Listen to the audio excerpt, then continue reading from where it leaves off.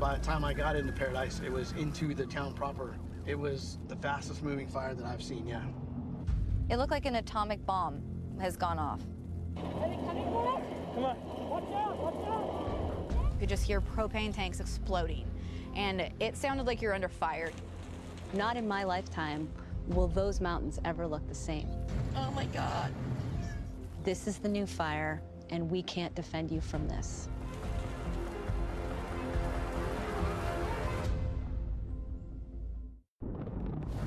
We've always had extreme weather, but over the last 20 years, as climate change has accelerated, it has mutated and become more dangerous and unpredictable. From dry lightning, to the polar vortex, to bomb cyclones, and the fire-nado. Welcome to the new reality. Welcome to mutant weather.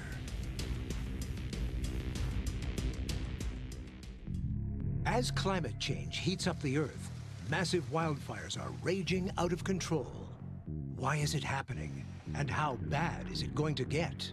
Many of the things that we projected to happen are happening at a much faster rate than even we projected 20 or 30 years ago. So we're seeing dramatic changes in our weather patterns.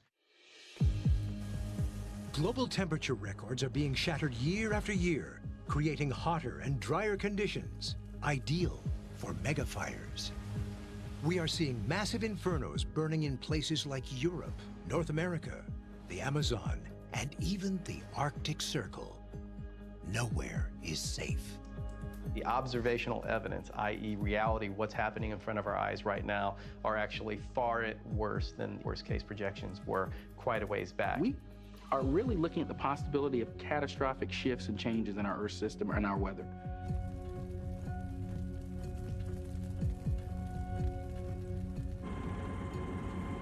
Where we're starting to realize on a global scale that climate change is real, it's here to stay, and the extremes of weather that are currently happening with greater frequency, they're not going to go away. This new extreme weather catches California off guard.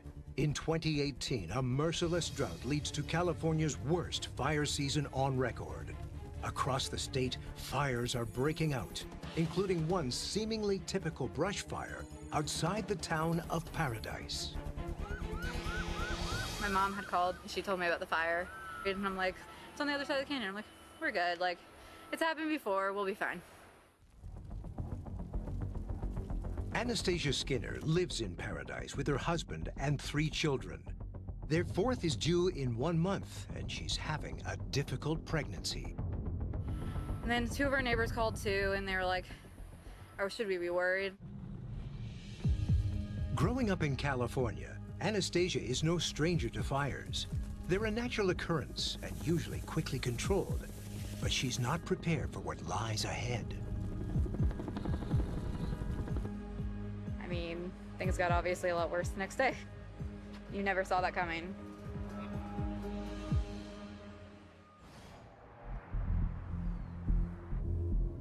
Mickey Huber is an EMS supervisor in Paradise and a former wildland firefighter. It happened to be late in the season without any rain.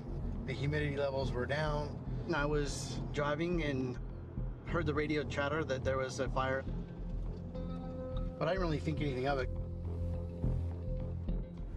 Fires really strike me, I think, at my core because of intensity of the change that they can promote on the landscape. They're just such a strong, almost symbol of climate change on the landscape. And the trend is towards this ever-increasing amount of area burned. What that's symptomatic of is the climate has changed. And we're not talking about climate is changing, which it is, but it already has changed. And so we're kind of dealing with the fallout of that. Rising temperatures across the world are drying landscapes and fueling blazes. But northern countries feel it more as they warm at twice the global rate. May 2016. Northern Alberta, Canada. A wildfire is detected near Fort McMurray, a 7-hour drive north of Calgary. Wildland firefighters are dispatched on what seems like a routine call. Good morning, Fort McMurray. Get ready for a warm one. We're looking at a high of 27 degrees this afternoon, and we've got an air quality advisory thanks to the fire just outside of town. Stay with us for traffic on the 7th. My wife and I were out downtown picking up some supplies for the company, and you're watching the helicopters and the bombers work, and I just remarked to her, I said, this is coming into town. You know, we're not going to escape this one. Paul Spring has been fighting fires for almost 40 years. We're an emergency services company, and fire is part of the landscape here, but this was different. Fort McMurray is gripped by an unusual springtime heat wave, with temperatures 4 to 7 degrees Celsius hotter than normal. Prime conditions for a mutant inferno. As things get warmer, that's going to create drier environments, which really help contribute to stimulating more fires within that environment. By this time, towns like Paradise and the entire state of California are seeing below normal amounts of rainfall.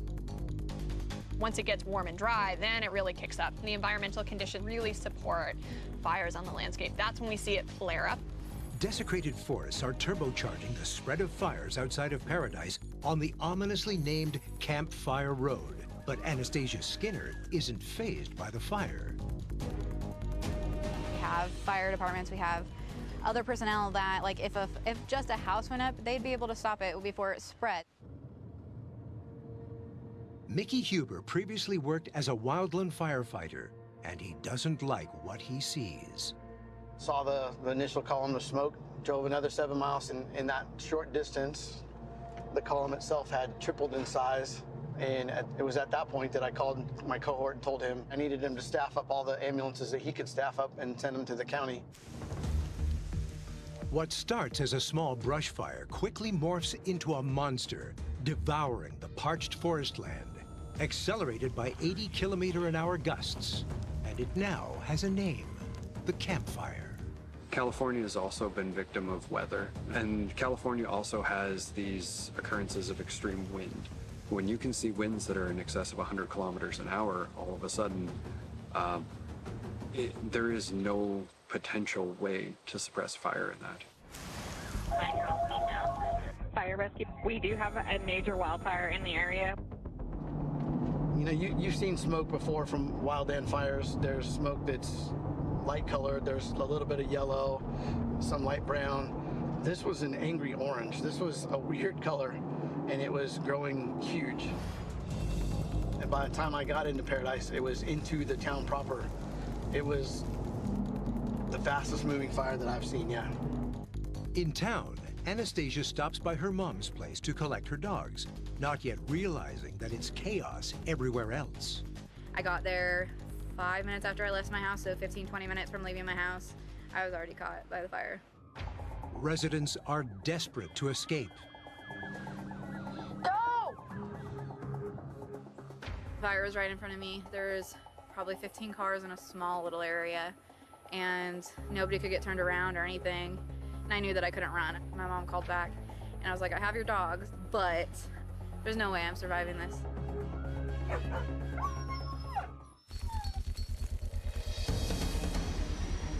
Earlier in 2018, a deadly phenomenon strikes just 85 miles from Paradise, the Firenado, a destructive vortex of smoke, ash, and flame, towering 17,000 feet above the ground. When you're looking at like how these fires start to drive, or fire whirls start to occur, oftentimes it happens in a low wind situation, right? So there's not a lot of wind pushing the fire forward. They naturally just want to grow like a circle. There's this updraft in the middle. And so the fire is actually leaning into itself. And as it does that, it just keeps generating more and more vertical intensity. And that gradient that it's generating between that and the unburned stuff that's not even being preheated starts to generate like a huge imbalance. And that's similar to the imbalance that starts tornadoes, right? And the indrafting that starts naturally happening starts punching little holes into the side of the fire and causing rotation. It's terrifying, and it's just absolutely beautiful in its own right. And when you start to see that level of extreme fire behavior, You get people out of the way, you keep an eye on it, and you just keep on evacuating ahead of it and just try and guess what to do. You fall back, you regroup, and you find out where you're going to make your stand. In Fort McMurray, helicopter pilot Paul Spring realizes he's entering uncharted territory. The thing that struck me the most was the flame heights. So flying around, you're in the blue sky and the sun, disconnected from the mayhem that's going on in town. Looking at the edge of the fire, we were seeing flame heights of, hundreds and hundreds of feet. These giant licks of flame coming up and jumping out of the smoke. So the activity on this fire was some of the most aggressive fire activity I've seen. The fire is on the outskirts of Fort McMurray. Roads are choked with residents fleeing town, but some believe they have more time. I went for a walk. Someone stopped me on the side of the road and just said, you should probably leave. There's a fire and some areas are getting evacuated. Fire gets growing in size rapidly. Some fires just will not be put out by us. When a big fire gets going, there aren't enough water bombers in the world to put that thing out. You think about fires, they have this birth moment where they are ignited and they will just slowly grow. And during that growth phase, there's like an acceleration side where they're just, everything's changing rapidly about them. And once they fully evolve and become, a grown-up fire, then they are basically unstoppable. A similarity between the Camp Fire and the Fort Mac fire has to do with the speed at which it happened, right? In both of these fires, we had the fire moving through the town quite quickly. The Camp Fire in Butte County continues to be a major fire, has burned into communities. Oh my God. Anastasia Skinner is 8 months pregnant and trapped in gridlock trying to escape. Just a few miles away, her mother is with the rest of Anastasia's family, safe from the fire for now. My mom called back and I was like, I have your dogs. And I'm like, but I'm not making it out. Get the boys out of here and tell all the kids that I love them. And then my mom, you could hear her sobbing. And then a police officer came like literally within 2 minutes and started banging on cars and getting them turned around. I passed my mom's house literally 10 minutes later. It was on fire already and I had just been there. I was still on the phone with her and I'm like, your house is gone. Paradise is gone. Just a few miles from Anastasia, downtown Paradise is unrecognizable to Mickey Huber. It's 1:30 in the afternoon. This is the heart of the town of Paradise. This is what it looks like right now. My initial thing was to evacuate the hospital. That was the initial goal. The next goal was to evacuate people and get them out of harm's way. Paradise is not real good at its topography for getting out of the city. There's really only 3 roads that leave out. All of those roads became completely packed with cars. And the logjam is about to get worse. County Sheriff's Office, mandatory evacuation order. Leave your home. I want you to go ahead and evacuate. Within 2 hours, the Emergency Dispatch Center receives over 2,000 calls, including one from Anastasia. Yeah, I was still on the phone with my mom and my husband and started having cramps. I got off the phone with them, called 911. Fire rescue, what is the address of the emergency? Hello? I'm in labor. You need to evacuate immediately. The 911 operator, she's all like, lay on the horn. Anastasia blasts her horn in an effort to get the attention of anyone around her. We have this image in our mind that when a forest fire comes through, it's the flames that are burning the house, right? That you get this wall of fire through and that's what's causing the property losses. But it's actually often not the fire itself, it's embers that come through that ignite homes. And so this can be pretty dangerous, obviously, because it means that the fire is not advancing like a single wall, but that it's sort of jumping and leaping ahead. And we saw this behavior in both Fort McMurray and in Paradise. In Alberta, as the fire moves into Fort McMurray, Paul Spring has a bird's eye view of the wildfire's mutant behavior. When you get a town like Fort McMurray in front of a fire like that, it's just going to do what it wants to do. All these burning particles are coming out of the atmosphere from trees that have basically been, burnt and taken up into the atmosphere. Their branches, cones, everything are gone up in the column. There's a lot of energy being released there. When they fall back down 3 miles away, they start more fires. When fires are actually gaining intensity, what they're doing is they burn off trees and they catch chunks of debris and they'll eject them out the top.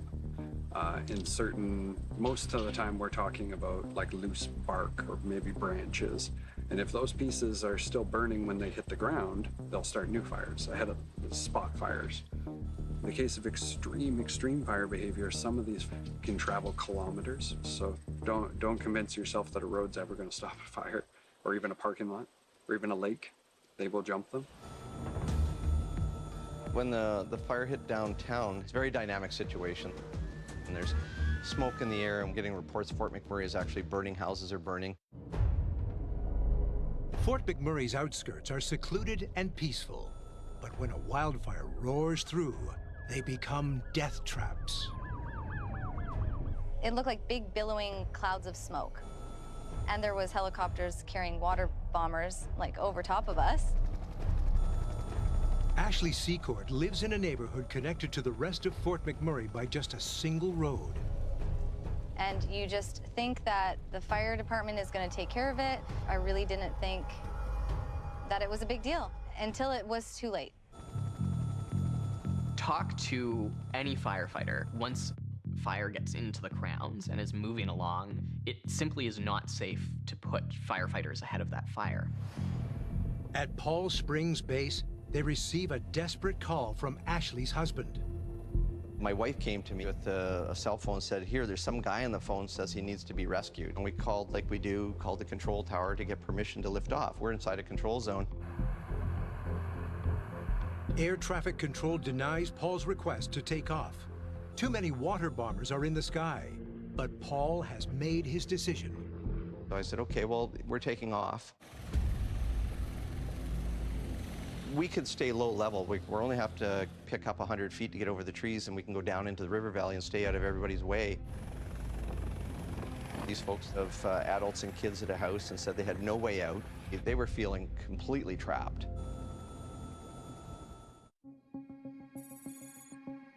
In Paradise, 4 hours after starting, the fire has consumed 20,000 acres and is growing fast. The trifecta of heat, wind, and dry land has created the conditions for an inferno of apocalyptic speed and power. This does look like a war zone. It's one thing to see 5, 10 houses this way. It's one thing to see a subdivision this way, but to see a whole town. In Paradise, we saw another very quick evacuation where people had to make decisions, life and death decisions, in the matter of seconds, minutes, and hours. A few miles away from Mickey, Anastasia Skinner has been trapped for 2 hours in a traffic jam, trying to escape the city. It was horrible, and you could just hear propane tanks exploding. And it sounded like you're under fire. It was literally the worst sound in the world. And then I started having such a bad contraction. Go! Go! Anastasia pleads for help from anyone who can hear her. This police officer that was directing traffic got me in the parking lot and threw my car seats out of the car. Let's go. Oh, you gotta get her up. You gotta get her up. They're like, you're gonna have a beautiful baby out of this. Everything's gonna be great. And I'm just like in my mind, I'm like, no, that's not how that works. Anastasia's pregnancy is high risk. An inherited disorder makes it impossible for her to give birth without a C-section. I've always known that I can't go into labor, that the baby has to come out C-section. And I knew at my wrists where I would end up bleeding inside of me and she'd drown in blood and I'd die from bleeding out. Like, that's it.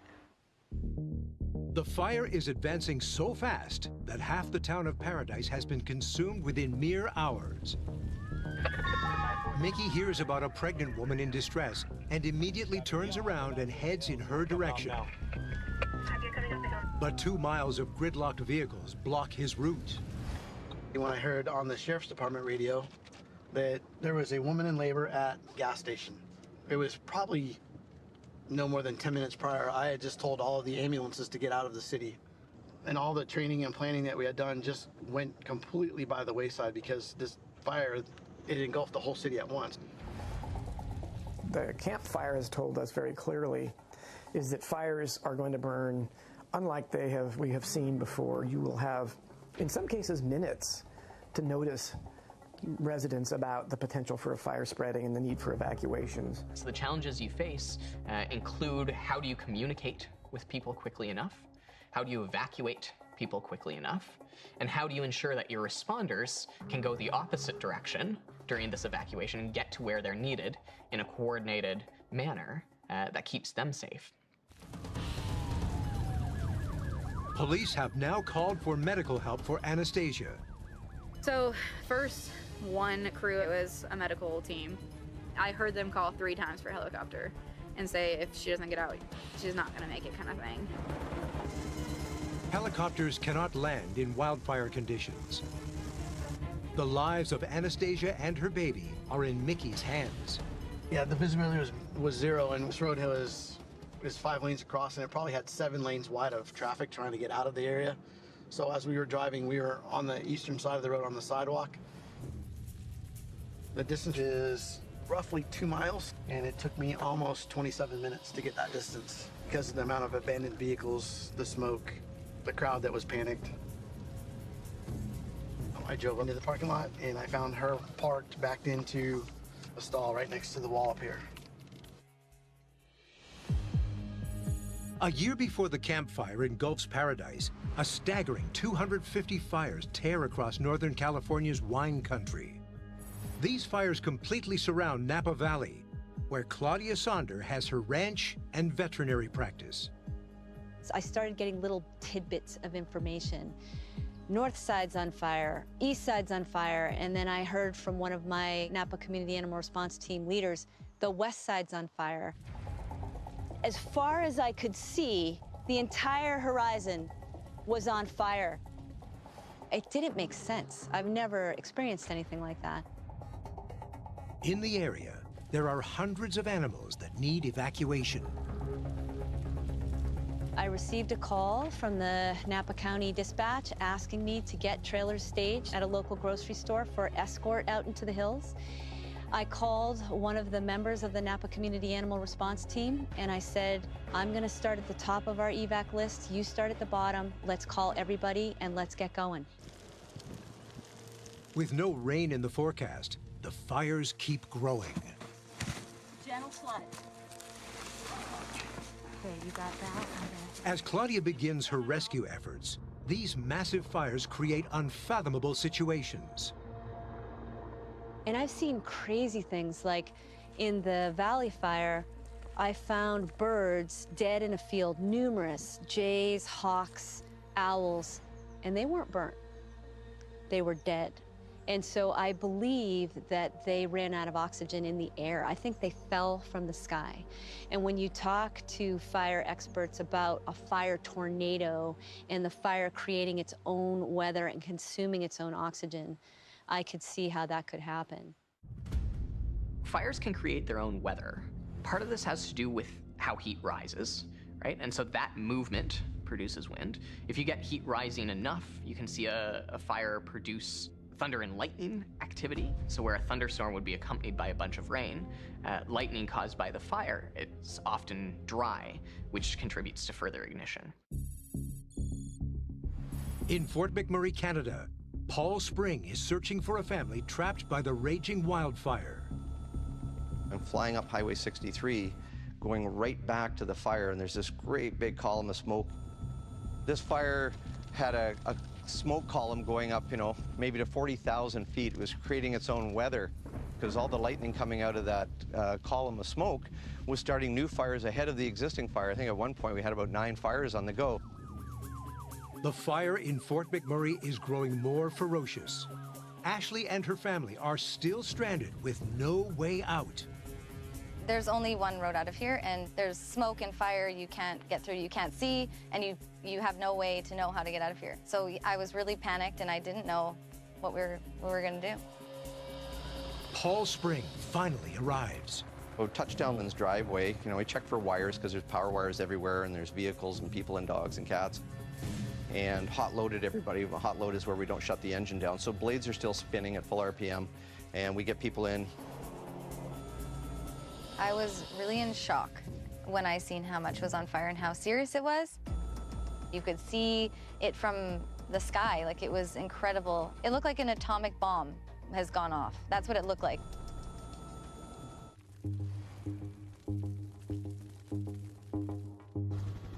Extreme fire activity is now occurring in places that in the past have been immune to wild, uncontrollable infernos.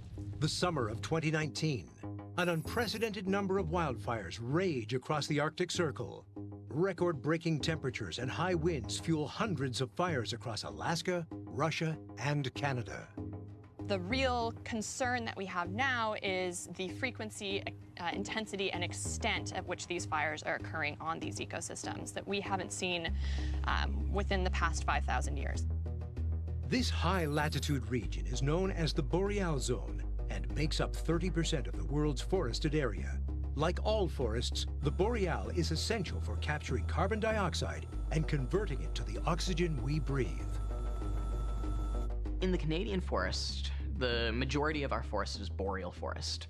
So that's conifers, right? And it's softwood. And softwood burns differently than other kinds of forests. And so boreal fires tend to be large, they move quickly, and they move quite intensely. In the Amazon, 2019 marks the highest fire activity in less than a decade. The Earth's lungs are choking on smoke from fires burning more than 2 million acres. And we have been noticing, especially here, that the dry season is becoming longer and longer. When I talk to people that used to live here when they were a child, when they grew up here, they tell me that before it wasn't as dry as it is right now. That is why it's pretty easy to start a fire, and this fire just becomes uncontrolled. In Paradise, California, what started as a small bushfire on the outskirts of the county has now swallowed the town in a fiery inferno in less than 12 hours. Mickey Huber rushes to help Anastasia Skinner, who has gone into life-threatening labor. My initial goal was to shelter in place and deliver the baby. But once I got talking to her and found out her medical history precluded that she couldn't have a natural childbirth and that she had a bleeding disorder, the decision was made just to get her out of the area as quickly as possible. Sheriff 1, stand for, we're doing a carry out. Ready? Hold on. So he started just yelling at people and pointing at them and was all like, this is how it's gonna happen. 2-8, can you get out? We had a convoy of deputy sheriff, her car, my car. Her mom's dogs were in the front seat, and I crawled in the back with her with my medical gear, and we took off down the road. That's the first time I felt hope. I was like, okay, we're getting somewhere. I can see that maybe I'm gonna be okay. 2-8, can you get out? Anastasia's rescue convoy inches through the inferno. The fire was on both sides of the road. The deputy had to create a path for us to follow. Sometimes that meant driving on the side of the road.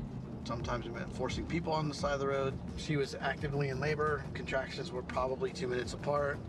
This was what I thought would be the safe area of town. And when we got down here, this whole area was on fire as well.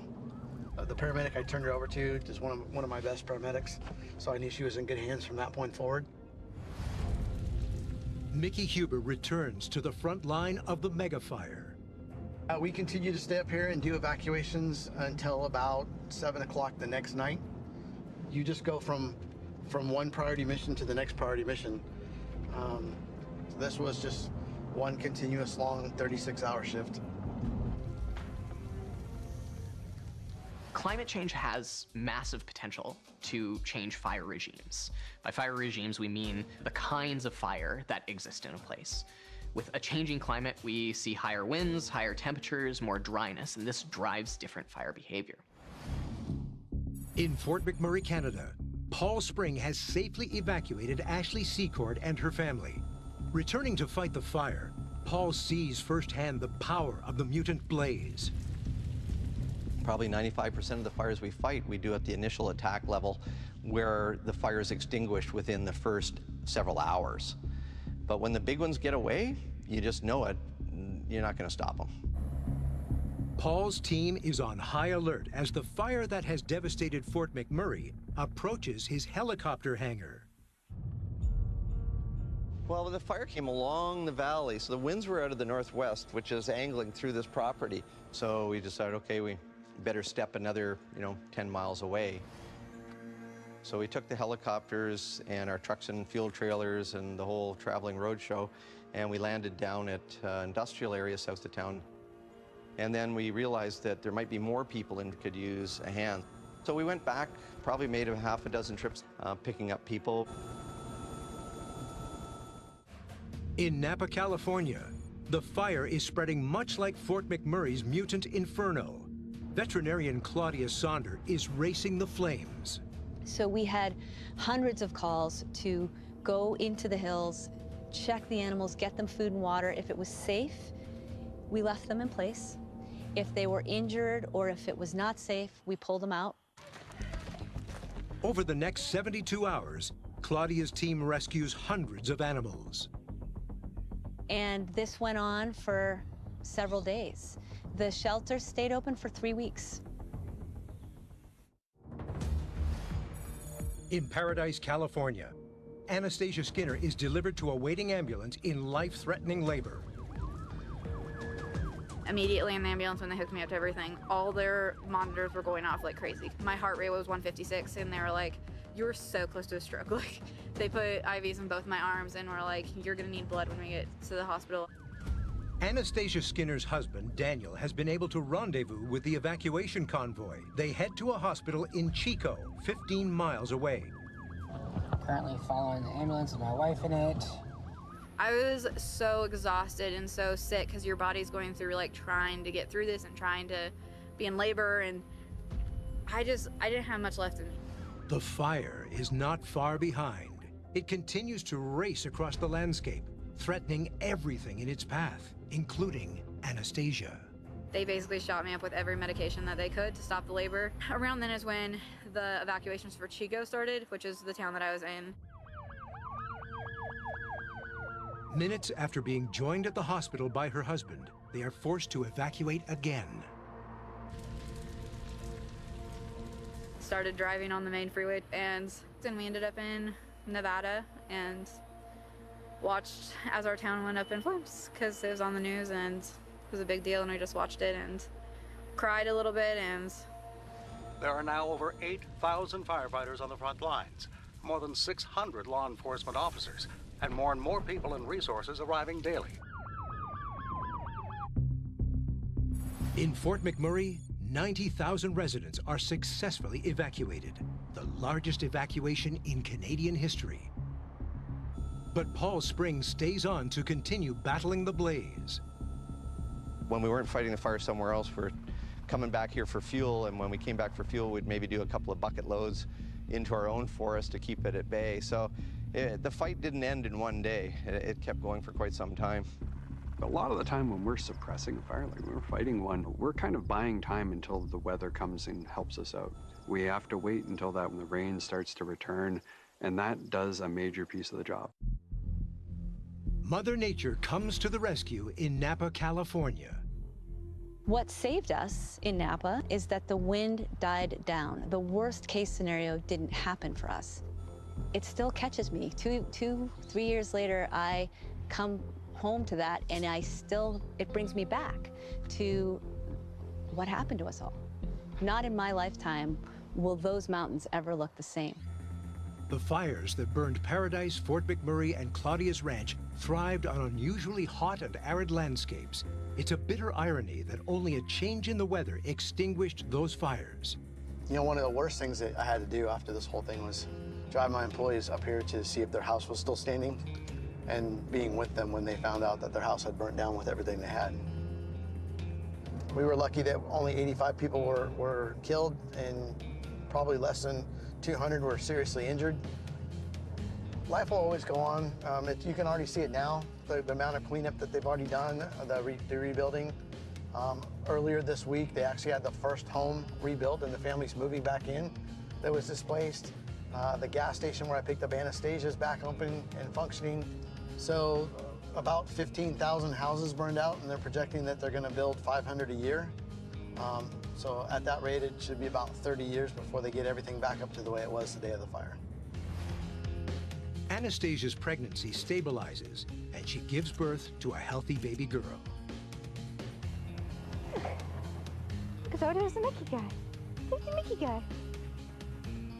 Say hi. Go to Mickey. We named her after him. Her name's Zoelle Mickey Skinner. When he came to the hospital, I gave him a frame with a picture of Zoe in it. And on the frame, it says her name, and on the bottom, it says, when I tell a story about a hero, I'll start with the story of my name. First of all, there's two things from that day that were great. One, that not one of my crews got hurt, which is pretty amazing. And then to find out later, you know, and to go to the hospital and to get the picture that you guys gave me, that was pretty awesome. Are you gonna smile today at all? Are you gonna smile? Are you gonna smile? Are you gonna smile? Are you gonna smile?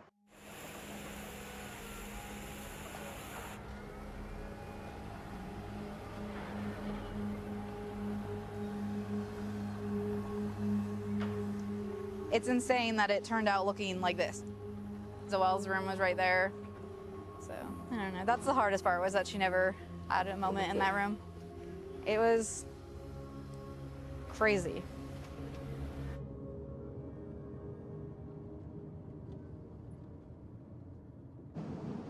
This was my ambulance quarters. So, yeah, I had one crew here, and this is what's left of their station.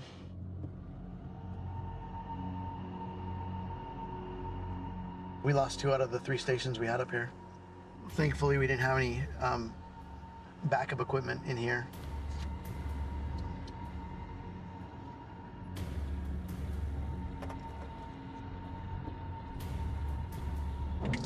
We drove around with our lights on for a good 2 weeks straight because the smoke was so dense. And so I took time off from this job to go work my less stressful job of being a deputy sheriff, and ended up doing area searches for bodies and also security for all the people that had been forced out of their homes. And a couple of the places that we searched, we ended up finding some bone fragments that we turned over to the anthropologist. We did find one decedent that was unable to escape the fire.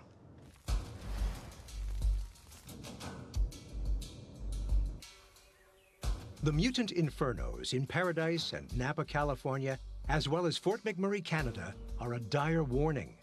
Climate change is altering our weather, making it dangerously unpredictable. The destruction was total. Everything was gone. It was just black and gray ash everywhere.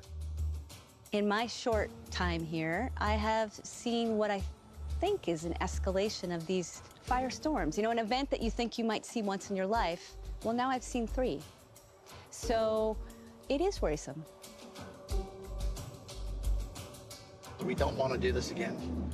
We're gonna see another firestorm like this. It's just a matter of when, not a matter of if. We will expect fires to increase in their frequency, intensity, and their extent. So that means we're gonna see more fires, they're gonna burn more broadly on the landscape, and when they burn, they're gonna burn deeper. California has lost at least 600,000 acres to wildfires every year since 2012. By 2018, that number was approaching 2 million. In the future, California could routinely suffer through fires, each many hundreds of thousands of acres in size, leaving millions upon millions of acres charred and decimated every year. Even the Arctic Circle is on a collision course with destructive infernos. 50 years ago, fire activity in the Arctic was low. Now, the region is heating up faster than the rest of the planet. What happens in the north doesn't stay in the north in a number of different contexts. those changes that are occurring in these high latitude regions that perhaps not everybody gets to see on a day-to-day basis do have global ramifications. In 2019, the northern heat surge hit a record high, causing an unprecedented number of wildfires to run rampant through Alaska, Canada, Greenland, and Siberia. So when you have a fire on the landscape and it burns through or consumes carbon stocks on the landscape, those are getting released up into our atmosphere, and that is potentially intensifying ongoing climate change by contributing more greenhouse gases to our atmosphere environment. Scientists predict fires could quadruple in size and number by the end of the century. The forecast is equally ominous for Europe, Africa, and the Amazon. The weather has definitely changed. The fire seasons are longer. There's going to be decades of consequences for what's been happening. I think there's no question that they're going to need new ways to measure these disasters that are already upon us. I mean, we look at the wildfires in California and these fire tornadoes, you know, these things that are happening that, you know, you've got seasoned firefighters that are like, well, we've never seen this before. Last two fires that I have seen firsthand have had descriptions of significant tornado action. That's not something I've ever heard of before.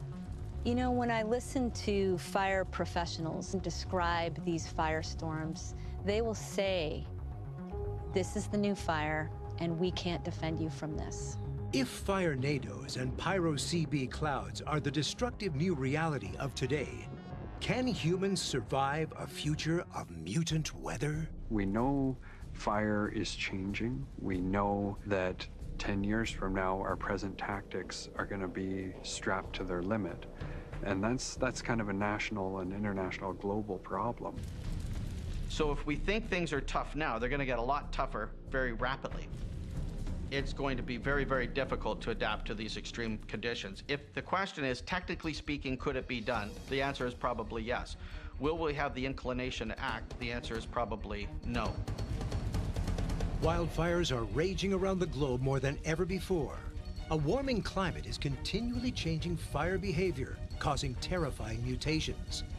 If these are the mutations of today, what's in store for tomorrow? Will we have the power to stop it?